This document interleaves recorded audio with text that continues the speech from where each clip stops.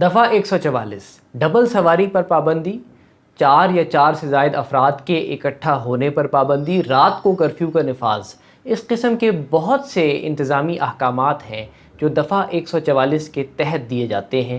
قانون کی یہ شق کیا کہتی ہے، اس کی کیا تاریخ ہے، آئین کیا کہتا ہے، یہ جاننے کے لیے ہمارے ساتھ اکثر لوگ یہ سمجھتے ہیں کہ دفعہ 144 پاکستان پینل کوڈ یعنی تعزیرات پاکستان کی کوئی شق ہے یا آئین کا حصہ ہے۔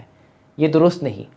دفعہ 144 پاکستان کے ضابطۂ فوجداری یعنی کوڈ آف کرمنل پروسیجر کا حصہ ہے۔ انگریز سامراج کے عہد کی یادگار یہ قانونی شق آج بھی پاکستان میں نافذ العمل ہے۔ اس کا عنوان ہے temporary orders in urgent cases of nuisance اور اپریہینڈڈ ڈینجر۔ یہ شق ضلعی انتظامیہ کو ہنگامی صورتحال سے نمٹنے کے لیے کچھ عارضی نوعیت کے احکامات جاری کرنے کا اختیار دیتی ہے۔ وہ احکامات کیا ہوں گے، اس حوالے سے کوئی صراحت قانون میں موجود نہیں ہے، اس لیے کسی بھی قسم کے احکامات ضلعی انتظامیہ جاری کر سکتی ہے۔ اس شق کے تحت دیے گئے اختیارات وسیع ضرور ہیں، لامحدود نہیں۔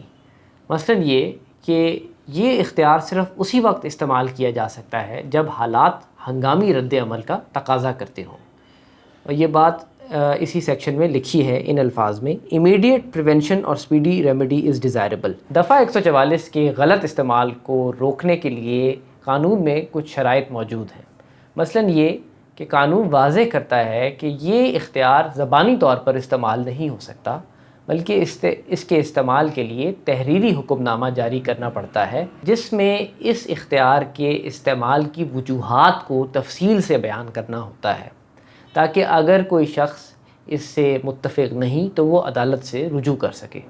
دفعہ 144 کے تحت کسی کے خلاف تادیبی کارروائی کرنے سے پہلے اسے نوٹس دینا لازمی ہے تاکہ وہ اپنا بھرپور دفاع کر سکے۔ دفعہ 144 ایک غیر معمولی قسم کا قانون ہے جس میں مقننہ، انتظامیہ اور عدلیہ تینوں کے اختیارات ایک ہی فرد واحد یعنی ڈپٹی کمشنر کو دے دیے گئے ہیں۔ اسی وجہ سے یہ قانون اکثر غلط استعمال ہوتا ہے اور ہماری تاریخ میں سامراج کی علامت بن کر رہ گیا ہے۔